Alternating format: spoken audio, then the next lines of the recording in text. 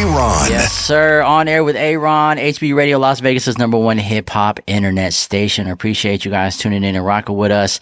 We got our special guest in the building, my brother. This guy does it all from fighting to acting to flipping over your ass at the club, man. Make some noise one time for my brother, DJ Patrick Cornett in the building. What's up, my brother? What's up, my brother? What up, what up, what up, what up? What up, man? Thank you for being here, bro. Hell yeah, bro. Happy New Year, by the way. Happy New Year. Happy New Year. Shoot. Man. We got a lot of stuff to talk about, bro. Like, we this is a long time coming. Every time I run into Patrick at the clubs, this guy's doing something new, man. And I remember when it was a pandemic, and I was watching on Netflix. I forgot what movie it was, and then Obliterated, right? Obliterated. The alien movie, right? Yeah. I'm like, man, I'm watching this movie. Oh shit, it takes place in Vegas, and then they nightclub scene, or it was a day club scene, and then they are looking at the DJ, and it's this guy right here, Patrick Cornett, man. Open turn, man. What don't you do? You know what I'm saying? Like grow. Yeah, right. Man. Yeah, grow, man. But I'm so excited that you're here. A lot of stuff to talk about. Like I said, because we've never got to catch up like this. Like we always, it's always like, "What's up, bro?" Like, "Hey, man." But I've always wanted to sit down and just kind of like learn your story, man. And I know there's a lot of people out there too that don't know you from outside the clubs. Yeah, for sure. So let's start from the beginning, man. You were born and raised in Kentucky? Yep. Okay. Born and raised in Kentucky. That's what's up, man. Yeah, man. Born and raised in Kentucky. I moved around, bro. I've lived in New York, Miami, shit. LA, wow, Portland. Shit. I lived in Vegas a little while back too, that do this MMA shit. Okay. And, then I moved back to Kentucky and then finally moved to Vegas. Man. So why'd you move around so much? Was it music and opportunity, bro? Okay. So I worked with Bryson back in the beginning. Okay. And then so I worked with his artist Tyus. He was signed with Warner Brother. Okay. And so that moved us around a little bit. And then so opportunities, music. Music was the main thing that moved you around. Yep. Now, like you mentioned, fighting. Mm-hmm. Were you a DJ and then you became a fighter, or were you a fighter first and became a DJ? I was going to ask that. Same time. So this was in college. Oh, okay. I went to Georgetown. I played baseball and football. Okay. I didn't do any drinking. I had my first drink at 21. Wow. And so I'm at the party sober as shit. Yeah. Everybody else is lit. And our parties is trash, bro. Like, wow. They're trash. At Georgetown? Yeah, bro. The music's trash. Oh, wow. But everyone's lit. And so at this point, I never drank. So I don't know that you can actually drink and just kind of like, just tone out all the bullshit ass none of that ever mattered. They didn't care about the DJ. So like, I'm in there like, oh, this is so bad. And I love music. And so I'm just like, you know what? I'm going to download this little software. It's called I think it was called Mix.com or something. I don't even remember. Oh, wow. It's a DJ software. Yeah. It was like a DJ. It wasn't like how we have Serato. Was this before Serato? Bro, this is way before Serato. Okay. I think. Before early 2000s. Yeah. Yeah. And then downloaded this and I started putting music on it on my actual like school laptop. Oh, wow. And then just started messing around with it. And I want to say maybe like 2 months later, this is during the off season of football, I went to a gym. It was called Georgetown MMA. Okay. And I started like training there. Maybe 2 weeks after that, I had my first amateur fight. Wow. And I won by TKO. Oh, wow. And I was like, oh, this is your shit first lit. fight? My first fight. Damn, bro. okay.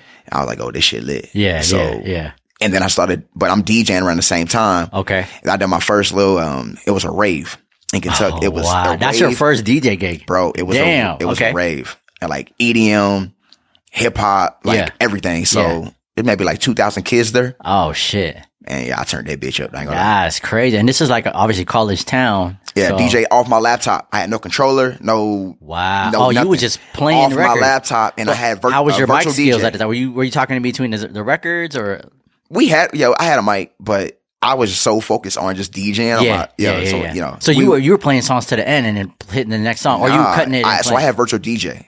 So that's when I actually was like, yo, I'm actually going to do this shit. So I downloaded virtual DJ. Okay. I did a little bit more research. Okay. And I had my laptop. And so I was using virtual DJ. Okay. So you were able to like crossfade. Yep. Okay. Yeah. Yep. Damn. Look at this guy doing raves with a virtual DJ. That's humble beginnings. Hey.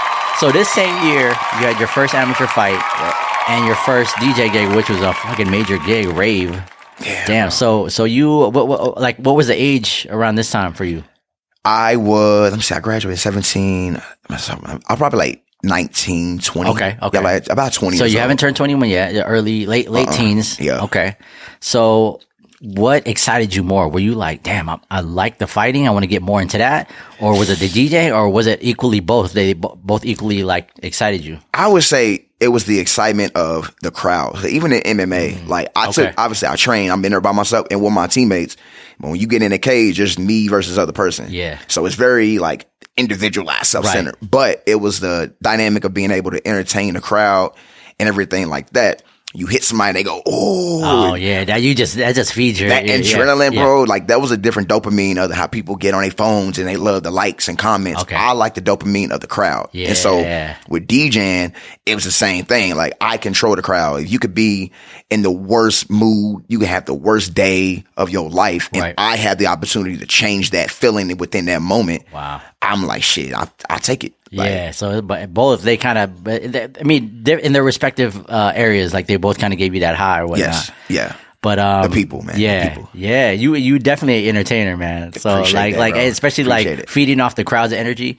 There's a lot of people that are in our industry that play for themselves, or they don't focus on the crowd. You are definitely one of those, like, you show showmanship. Yeah, you know what I'm saying? Like, but I've seen you at Dre's, where you come out and you do the swag surfing with the Dre's Dirty Dancers. You come out there and you swag surf with them and you do a backflip like that. You know, somebody that travels from out of town to come to Vegas and they want to see that type of, performance, and you definitely make that show for the crowd, man. I appreciate that. So you definitely can write a book for some of the new people that come in here and just like they in their little box. And but let's go back and talk about the fighting. So as you were growing in the fighting world, like, did you ever shift to focus more on that? Like, did you ever like, Never. because obviously fighting, your body's got to be on point. Like, obviously DJing, not so much. Like you practice and whatnot, but like training for fights, like that's more of a, you got to focus and hone down on your brand and your body and shit. Yeah, I mean, the amount of time and practice it obviously takes to do any type of mix, like any martial art, bro. It's years. Yeah, you either have it or you don't when it comes to the actual fighting and like actually competing, because you can train every day, but you get hit in your mouth and everything you learn just goes out the window. You either got that dog in you or you don't. Right. But the training aspect too, man, is like something I enjoyed, because anything that allows me to become a better version of Patrick, I take that challenge on. So like if I'm in the gym, I'll get tapped out or whatever. I'm like, okay, I gotta be better. So like those things kind of like molded me to be the person I am today. And with the music and DJing, bro, it's literally making sure you're up to date with the music, making sure like, and even the vibe. So like you can have all the newest music, you can have every song in the world, but if you're not up to date with how the vibe is and how to even set and curate a vibe, all that's irrelevant too. Absolutely. And so you see DJs all the time that have all the songs, but they don't really, their vibe is just. That's what I'm saying. Like you can have the playlist, but obviously each DJ has their own delivery. You know what I'm saying? Right. I especially like, I know a lot of DJs are putting their YouTube, they're putting sets on YouTube, right? Yeah. I know some new DJs that just be like copying playlists on this shit, but it's still like, even when you do that, it's your delivery. You could go and go to freaking Jazzy Jeff's set, right? You can copy his whole shit and then do that shit at the club, but you not him, you know what I'm saying? Your delivery's not him. You didn't practice. It's gonna come off. But and it goes right back to like the people, you know what I'm saying? Like me and you can have the exact same playlist, but we're at two different events and the vibe is going to be completely different. Absolutely. You know what I'm saying? Like, that's why when people are like, well, you make playlists, you make pre-recorded mixes. I don't, because I'm the DJ who is for the people. Exactly. You read the room. That's all I do is read the room. Like, what makes me the type of DJ I am, and I feel like I'm different in the aspect of like, I'm just going to look out, see what the vibe, see what the room is, and see what's really needed in that time. Like, I was a psychology major. Oh, people shit. That know Okay. me, I look into like how people move to certain songs. So like, if I play a track, I stay about 3 or 4 songs ahead. It's just like the sauce that I give people, my sauce as a DJ. Yeah. I stay about 3 or 4 songs ahead. And then if I drop a track and it's like not hitting the way I'm expecting it to hit, I'm already. You have something. Yeah. And then obviously certain parts of the night, you know what I'm saying? You don't want to just burn people out. People are like, oh, you ain't put out the bangers. I'm like, yo, you want to burn people out. And they're just whoever's after you or artists or whatever, like, you're going to kill that whole vibe. Exactly. So, dude, it's a science to DJing. For sure. It does take practice. Just like I would say with MMA, you know, you're not going to just get into the fight and just keep throwing jabs thinking like, oh, I have a good jab. And then you get knocked out with an overhand thinking you just have a nice jab. Yeah. So it's the same, man. You really can utilize some MMA skills in the DJing world too. Oh, shit. Okay. When it comes to just the mental psychology of entertaining the crowd versus getting there and have to maneuver through getting kicked in your face and you. Oh yeah. Like, bro, it's absolutely. Going off of that, because you've played some amazing parties at Dre's, man. You've done the Chris Brown night. You've done James Harden's birthday. Like you've done some dope events over there, and obviously those are rooms that you definitely have to watch the crowd. You can't just go over there and start playing Taylor Swift. You know what I'm saying? Right. You know, you can't burn who's coming on after you or whatever if you're not headlining the night. So, how important is an opener for the clubs, like especially like in Vegas on the Strip? Like how important is it, like timing your programming to make sure you don't burn the headliner? Like what's your science with that being on the opening side? Man, like so we DJ, so we really, this topic is so big in our community. Yeah. And I think the people really don't understand how important it is. That's why I let them know. You one of them pioneers out here in Vegas, so let them know, man. It's important, man. So business-wise, on the business side of things, you know, you don't want to burn out the headliner or the artist or, you know, people that's coming in after, obviously people that get there. But I feel a little different about openers versus probably majority of the people. Okay. And this is why. I do believe that it's not up to the opener to save songs for the headliner and whoever else, just because, again, the consumers is coming there. They don't know what we know about DJing. Yeah. You know, so like they might not want to hear no old shit that we going over and play because we're opening up the night. Right. They might not want to hear 50 Cent. They want to hear Sexy Red right away. Right. People, and we live in Vegas too, bro. If you on the East Coast, so you're not like really in them spots where like it's just a lot of tourists that come there. Right. It's a little different. But here in Vegas, people are getting lit prior. They're going to dinners. Yes. They have, you know, like Tao has their dinners and stuff right before the club. These people already lit and turned up. So like you can kill an entire event. Your opener can kill an entire event if he starts playing bullshit from the beginning. Now, does that mean you go in there and you go through all the hoes? Right. It's not that, but like you don't have to play you don't have to play that type of shit as an opener, but you really have to set that vibe and set that energy to set your headliner up for success. Yeah. So that's just my take on like opening. Anybody that's ever opened for me, I've never expected them to play some bullshit. Right. I always play what you want. There's too many songs out there. Absolutely. Play what you want. But do not have the energy so low where you've been playing some bullshit. Then now I gotta basically restart an entire. Like that's just my take on opening. Yeah. I definitely think it's like a 1-2 punch. Like the opener should progress the night for the headliner to slam dunk it. Right. Yeah. You don't want to have a whack opener and then you gotta pretty much open and close yourself because you got to pick up the energy. Or opener starting off too strong. Right. And he feels like he done burn it out. So then he got to like, okay, I'm going to turn it down. No. You can save that. Like you say, you can just slowly progress into some turn shit. Right. I don't mind that. Like you can play swag surfing before you. I don't give a damn. Yeah. If it's going to get the crowd lit and it's like, say we doing 12:30. If it's 12, go in. Right. If you open it for me, turn the fuck up. Like I don't give a damn what you play. That's true. That is your headline slot. We all headliners. Like at that point, I'm not too big. I'm not bigger than the opener. We are both DJs who is making the night memorable. That's what I'm saying. We are a team. Like, it's a team effort. Yeah, exactly. Yeah, so do your thing. Turn up. I ain't gonna be mad at you for playing some turn shit. Yeah, I'm gonna be in there lit. Like, hey, he going in right now. That's what's up, man. Like, yeah, that's me. Yeah, especially the openers out here can't backflip like you. So, you know what I'm saying? You already know. Once you step up in the building, you're going to do some backflips and turn this thing all the way up. But Facts. That's what's up, man. Switching gears back to the fighting, man. There was a legendary fight that happened recently, the Jake Paul and Anthony Joshua fight. What was your takes on that?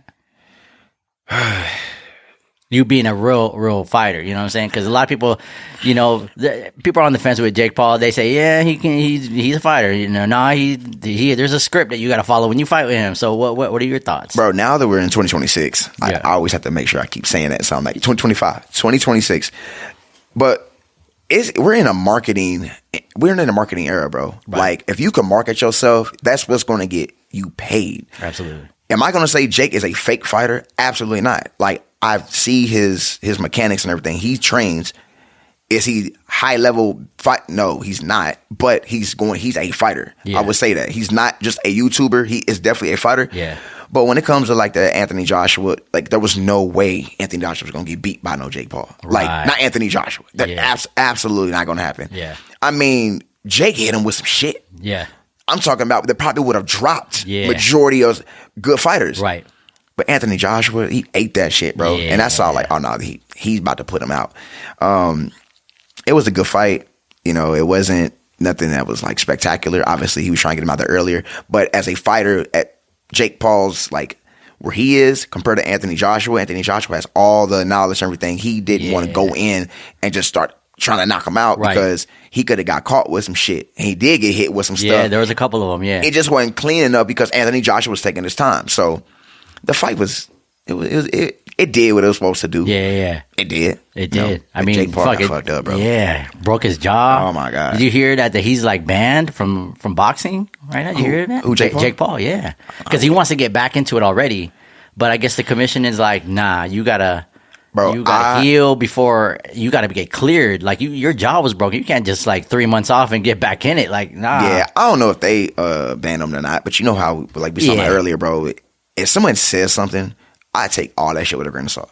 Right. If they don't come from the horse's mouth, that's true. I'd be like, all right, what's up? Like, and they could be right. They could be right, but people just say shit. Yeah. And then internet, people just go with it. Yeah. Like, so I don't know what the commission. That's what I'm saying. Yeah, there's a lot of shit on the internet. Did Jake Paul say that? Like, if right. He say it, then. Yeah. But that's dope though. Yeah, coming from a fighter right there, hearing that perspective is interesting. He a fighter, bro. He probably beat up majority of people talking about his ass. Yeah, absolutely.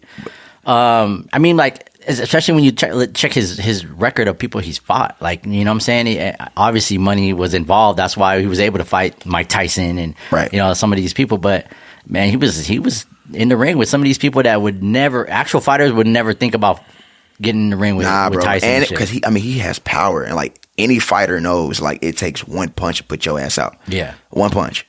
And so like, if you are a professional boxer, you've been boxing, that's what you've done, and you get this guy Jake Paul, who's already been made a mockery of boxing in the boxing people's eyes. Right. If you know it's a chance you get knocked out, you're like, I don't know about this one. Like, Gervonta Davis. Yeah. Prime example. Yep. He my size. Okay. He putting everybody out in our weight class. He putting them out. You going up against Jake Paul, who actually can box. He can hold his own. Yeah. 30, 40, and 20% of what you can. It don't matter. Like, that dude hit. If he would got hit, if Gervonta got hit with that shit that Anthony got hit with, bro, I'm not saying Gervonta would have been knocked out, but it would stun him pretty good. Man, bro, you would have been in retreat mode. Like, for sure. You'd be able to put you on skates. You'd have been skating around that motherfucker, walking like Bambi, like, oh shit. Yeah. I think Gervonta can knock out Jake Paul. Possibly. Yeah. But he moves, so he would just I think the game plan would have been different. So fighting is still game plan. Yeah. If you have a good game plan, you can beat up anybody. Do you think that some of these fights that Jake Paul's done is scripted? Absolutely. Yeah, absolutely. Yeah, the Tyron Woodley one, the first one he got knocked out. That second one he got knocked out, that shit was fake. Yeah, that shit was fake. They said there was a little hand signals that they were kind of giving each other, like, putting the arm down, like. People looking into it that far is like. Facts. No one really know other than them two motherfuckers that was in the room. But bro, no, hell no. I think he really got knocked out. Yeah, no, for sure. But he also let him, hit him that way. Yeah, we get hit all that as a fighter, especially MMA. Like, bro, me and you would just start punching each other in the face. I don't know about me, but hey, and I'll be running. And as friends, it's like afterwards you be like, "Oh, what's up?" Like, no, absolutely. Because that's just what you do, and so you're not really gonna be afraid of just. Yeah. I'm knocked out. Like, nah, bro, you ain't really tripping about that. Yeah. especially when you get a bag. That one was fake. You know what I'm saying? You know what I'm saying? Like, hey, like I was reading something about, they said Mike Tyson, after seeing how Anthony Joshua hit, Jake Paul, he was like, damn, I should have not followed the script. Supposedly he said that, you know what I mean? But I mean, you got a bag either way. But Tyson has not fought for, But Mike Tyson was what, 50 something years old? That's what I'm saying. Yeah. Like, bro, that's not even. Yeah. But he still can move. That's what I'm saying. You see those workout videos? I still believe that, and especially how, Tyson was moving at the beginning, bro. I still think he can beat Jake Paul. For sure. But who do you think is the greatest fighter of all time? In your opinion? God, yo. The greatest fighter of all time, and then the greatest fighter right now of our generation. It depends on what you're basing this off of, but like, obviously with the record and what they've done collectively as a body of work. Yeah. Just in the ring, Floyd. Okay. Just in the ring. Absolutely. I'm not talking about anything outside of that shit, but like in the ring, Floyd, just because he knew how to market himself, he knew how to, take care of his family, outside of the ring when it comes to just monetizing what he done in his career. But the best fighter right now, bro, like, God, probably my brother Marab. Yeah. Okay. Yeah, my one of my teammates at Syndicate, Marab. He was a bantamweight champ. He just lost, but he gonna get his belt back. He works so hard, bro. I've never seen a fighter, whether that's boxing, MMA, Muay Thai. I've never seen a fighter with a gas tank like Marab. Like, this motherfucker does not get tired. Yeah. That's something you can't teach. Right. Like having to like pace yourself. Bro, there's no pacing. That's the thing. He don't have to pace himself in a fight. Oh shit. It's just he's gonna go in and play he can play bangers from the start of the party to the end of that bitch and not double play a song. Imagine if we as a DJ, we can play bangers and never miss all night. Every song. That's Marab.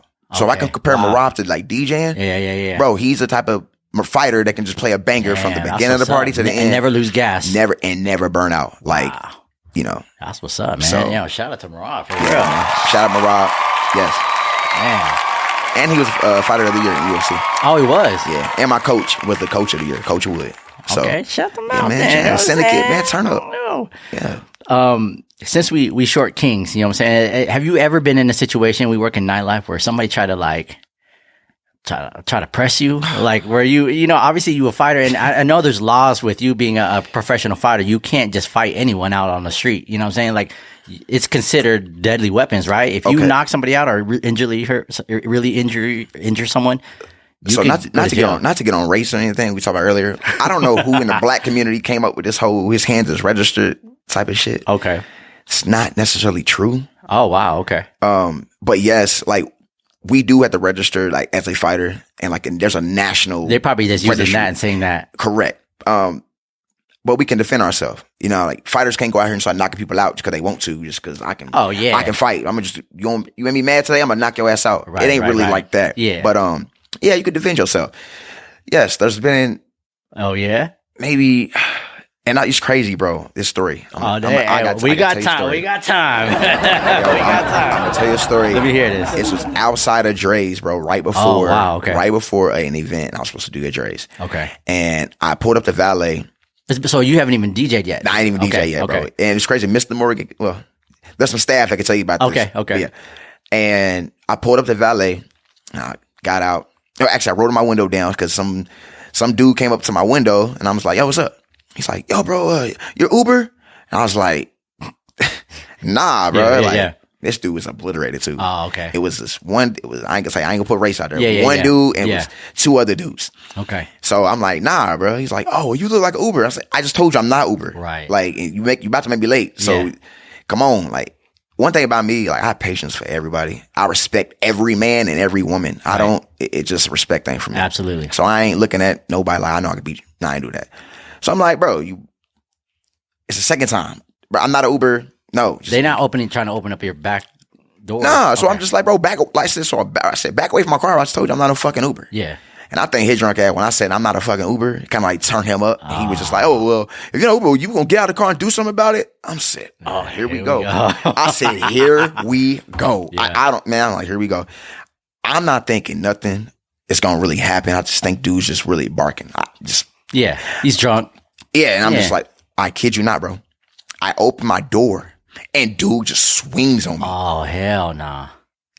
It looked like it and came this is in the slow place motion. of business of where you work at. I'm out. I'm in the valet outside of Dre's. Yeah, bro. And obviously, like if there's a sense of there's a little like ounce of I need to defend myself. From the beginning. Maneuver. Yeah. So even with him approaching, I already got into that mode.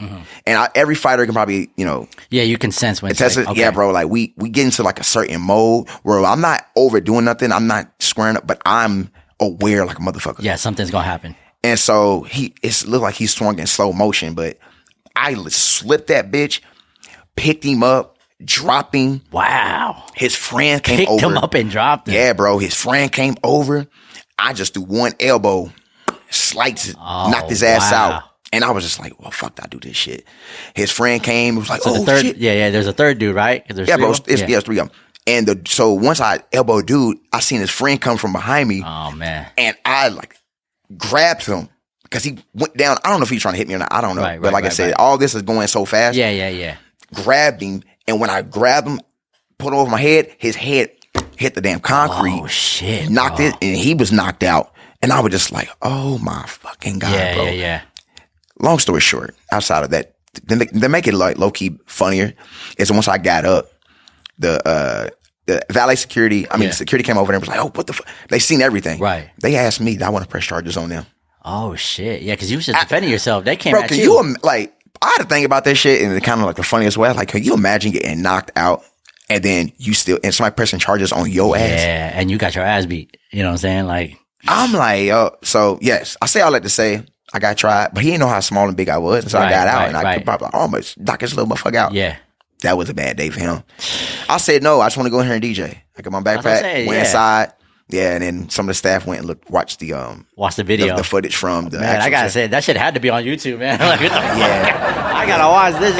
If one of us was in the security room, they were like, you see Patrick whip 3 motherfuckers' asses in the park. I wanted the footage because I wanted to upload it. Yeah, no, I couldn't get the footage. Shit. Yeah, Cromwell, Caesars, y'all did a great job. They definitely. I didn't hurt anybody. They was fine. No one died. No. Yeah, because I was gonna ask a dude that hit the head on the concrete. That could have been a crazy situation if it went that way. Yeah. You know what I mean? Yeah, like it was like one of them flash knockouts. Where he was booming. I'm sure you weren't trying to injure. You're just trying to stun them. Like, yo, I'm trying to protect me. You know what I'm saying? That was it, bro. Swung on me, and I'm just trying to protect myself. Yeah, that was crazy. Yeah. Does that happen to you a lot? Like people that try to test you just because they see, he's short, he can't fight, but it's not about height. It's just really my vibe. I don't give people an opportunity to even think that about me. You know what I'm saying? Like, I don't walk around my chest out thinking I can whoop her. I don't do all that. If you say something smart to me, I'd be like, you got it. You still brush it off to the side until, you got it. You want a shot? I got you, bro. Some of my good friends are the nicest people that I know are people that can fight really well. You know what I'm saying? And y'all don't ever really ask to get to get into it, but y'all can end it for sure. Well, you know what I'm saying? You know that about yourself. It's like I've said this before in a podcast. It was like you have nothing to prove. So like, if I'm gonna get into it with somebody on the street and I know I can 99% of the time I can beat their ass, but what about that one time I can start some shit and I get knocked out and I was like, I ain't even. It's not even a pride thing. It's more so like it's a respect and like I never know what I'll do for that next man. Right? It'd be like, damn, like I was really a asshole and this dude just you never know how that little bit of mediation can really change somebody's thought process and that can save their life because not everyone's gonna be me, right? You know what I mean? I could be having the worst day ever. That's how road rage and shit happens and people and that shit be crazy, so it's bigger than just Patrick. You know what I'm saying? It's more so like I don't know if somebody coming at me sideways and they in the wrong, if me just saying, bro, you got to chill. Especially nowadays. That changes their mind. Carrying shit. Yeah. Like, you could be the best fighter in the world too, and all it takes is one crazy motherfucker. We live in an open carry state. That's what I'm saying. Like, it's definitely, and I think we'll stay your ground law here too. Yes. Bro. So, yeah. So if you can get fucked up out here, walk up to the wrong person. Right. But yeah, it ain't that serious. And, motherfuckers just be out here drunk. Obviously, we in the city where party and drink and whatever other shit. That's our line of work, bro. That's what I'm saying. We family men, you know what I'm saying? Oh, like, yeah. Like we want to be able to, come home to our families at the end of the day. Like, it's not even about, trying to stand up for ourselves. Like, we have families to take care of too. So yeah, man. I want to talk about that real quick. You a dad, you a husband, like, yeah, man. So I think the first year we met, I think you had just got married too. Yep. How long you been married with your wife? We've gone on 4 years in February. Okay, dope. Yeah. And how long have you guys been together? Going on 8 years. Oh wow. Yeah. Man. Did you meet her in Vegas? I was working on credit. So when I first moved to Vegas, I was working on credit, and then she was doing teeth whitening, and she came in like doing like promoting her teeth whitening and stuff like that. And I was like, damn, who is that? And then I was like, yeah, I get my teeth whitening. Hell yeah. Yeah. I got my teeth whitening too, but you probably got your teeth whitened 3 times that week. Yeah. We ended up going to Marquee. We went to Marquee, bro, and I think that was my first time in Marquee. And then we just like, it's just a vibe. Like I said, I'm a actress. I am a vibe type of person. Your vibe dope, like absolutely. The rest is history, bro. Like, yeah. So I was gonna say too, because like obviously in your line of work, you are around females all the time. What made you think like, I'm gonna settle down with this one? Like, what made you like, what about her was like this the one? If I'm completely honest, and she attests to the shit too. At the beginning, like I didn't know none of that shit. I'm young. You're just focused. Not getting into DJing, and I mean, as far as like Vegas and stuff, bro. Like, but I wasn't thinking about none of that type of shit. Like, I'm just like, I've always had issues with women in the sense of I've always been able to get girls from the time I was in middle school. So I just overlooked that. I was like, well, if I'm gonna commit to this girl and we're gonna hit it off, then screw it. Very childish. I honestly wouldn't tell anyone to do this now at 34 years old and where I am in my life now. Mm-hmm. But yeah, man, like that type of communication you need in our line of work is damn near impossible. Right. And the reason I'm saying that is because like, I'm not just like DJing at some lounges, but I'm traveling with Sweetie. So I'm across the world, and then I go to Colombia. It's so much that takes like a lot of toll on a woman that we as men don't even think about. You know what I'm saying? We don't even think about it because we're men. We're just like, yeah, it's work. Oh, bro. So I wasn't thinking about like where she was mentally before I left. I'm like, well, I'm going out here. I have to do this. I have to do this. Girls gonna be around. Just deal with it. That's very selfish of me as a man. Right. So you guys have to have a conversation? Oh yeah, bro. Like we've grown so much, and I would say in the past month, you know what I'm saying? Wow. And it's took 8 years really to get here to be able to have this discussion about like where we are, where I am, the transparency, and just really being more intentional in everything I'm doing. So whether that's me going out networking or I have to be intentional with what I'm doing. Right. And that's something that I chose to do. And if you're not ready for that, be single. Yeah.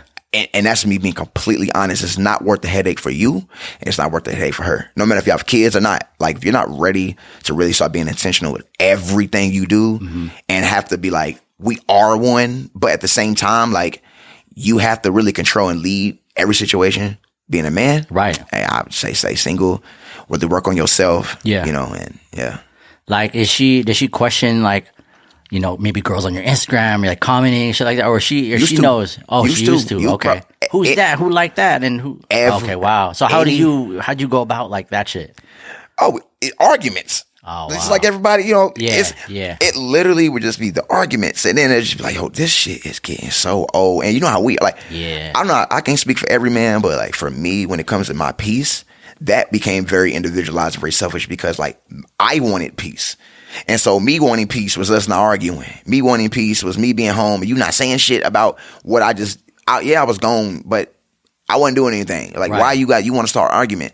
But that piece wasn't me looking at and seeing how she felt and why it was 4 girls and she might have seen it. It was on my Instagram and they was there tonight and I didn't think about that. So like, I was wanting peace. Patrick was wanting peace, but I realized I didn't want peace for my family. You know what I'm saying? Right. And to me, that is what is important when you become a man that's leading. Absolutely. You have to take away like that individual, like it's about me. And it's very hard to do in our career. Oh, for sure. Because we have beautiful women around us every single day who are waiting to take your wife's spot. Right. They're waiting. And if you don't really got that, bro, it's not worth it. Yeah. I just say it's not worth it. Like, work as men, as us fellas, we just got to work on ourselves. Yeah. Before we even get into these situations. Absolutely. Like, yeah. That's one thing I'm teaching my son is that type of knowledge I wish I had. And that's really focusing on yourself so that you can lead a woman because women are a handful It ain't just us, but they're a handful. But we got to know how to even lead that for sure. Yeah, and we got to help them feel comfortable with what we do. Like, facts. It does take a strong woman to, especially like with you going to Colombia, you on the road with Sweetie, and you being, I got to go here to film, I got to go here to fight. You know what I mean? So I commend your wifey to be like, all right, well, I'm gonna be here when you get back, type. You know what I mean? Yeah. Bro. Especially after doing all that, the last thing you want to do is come home and have to explain, who was there and whatnot. Bro. You know what I mean? Yes. Save the headaches. Like, communicate, over communicate. Right. But like, y'all got to understand each other. And she got to understand you. Man, this ain't just me saying like men got to do all this work and women just show up. Women have to do a ton of work as well as an individual. You know what I'm saying? If you want a partnership, a type, yes, 100%. Yeah. If you want this type of guy, whatever it is, he basketball player, he works at UPS, whatever it is, what does he want? What does he expect? How is his lifestyle going to be? Are you ready for that? Right. If you just thinking like, I want a guy who's just going to make money, or I want a guy who's just going to, there's things that come with that. It's a lot of shit to come with that. Yeah. So you can't just put it all on the dude. Absolutely. It's got to go both ways. It's got to go both ways, man. Yeah, man. Like therapy right here. You know what I'm saying? Turn up. Therapy lessons with Patrick Cornett, man. Yeah. Man, we got so much shit to talk about. We haven't even talked about like touring with Sweetie. Still, we got to talk about that. We got to talk about game shows that you've been on and whatnot. But we're going to take a quick break. Man, I appreciate you being here, brother. I appreciate y'all. Yeah, man. You hanging out though. We're gonna take a little quick break, right? Yeah, man. Turn up. Let's do it. We're gonna take a quick music break. Make sure you guys just stay tuned. We got more Patrick Cornett right after this, man. It's On Air with Aaron right here on HB Radio, Las Vegas' #1 hip hop internet station.